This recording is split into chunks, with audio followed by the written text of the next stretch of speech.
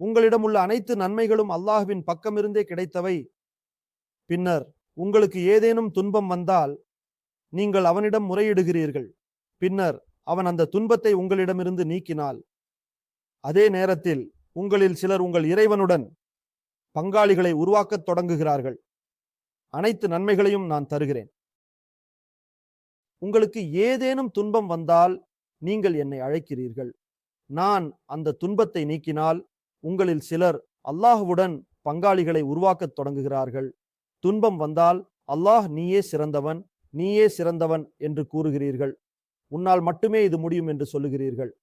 ஆனால் துன்பம் நீங்கியதும் நீங்கள் மற்றொரு கடவுளை நிரூபிக்கிறீர்கள். நான் இதை செய்தேன், நான் இதை நினைத்தேன், அது அப்படியே நடந்தது.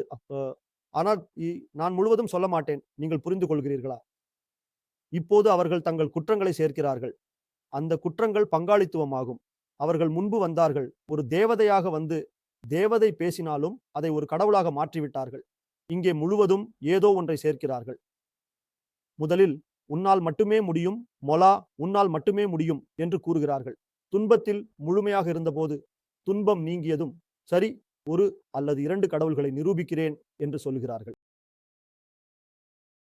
சர்வ வல்லமையுள்ள அல்லாஹ் குர்ஆனில் இதை சொல்கிறான். நான் ஒரு கதையை சொல்லவில்லை, ஒரு சம்பவத்தை சொல்லவில்லை. நான் குர்ஆனின் மொழிபெயர்ப்பை ஒரு வெற்றிடத்தில் படித்துக் கொண்டிருக்கிறேன். குர்ஆனின் மொழிபெயர்ப்பில் நாம் எதை கடவுள் என்று சொன்னாலும் இரண்டு கடவுள்கள் இருக்கிறார்கள் என்பதை நிரூபிக்க சொல்லப்படுகிறது. குர்ஆனின் மொழிபெயர்ப்பு வீண், குறிப்பாக எதுவும் இல்லை. பொதுவான தகவல்கள் மட்டுமே பகிரப்படுகின்றன. நாம் அவர்களுக்கு அளித்த அருட்கொடைகளுக்கு அவர்கள் நன்றி கெட்டவர்களாகி அல்லாஹ்வுக்கு இணை கற்பிக்கத் தொடங்குவார்கள் என்பதற்காகவே. தீமை, நாம் கொடுத்த நன்மைகளை அவர்கள் மறக்கும்போது இது அல்லாஹ் தஆலா செய்கிறார்.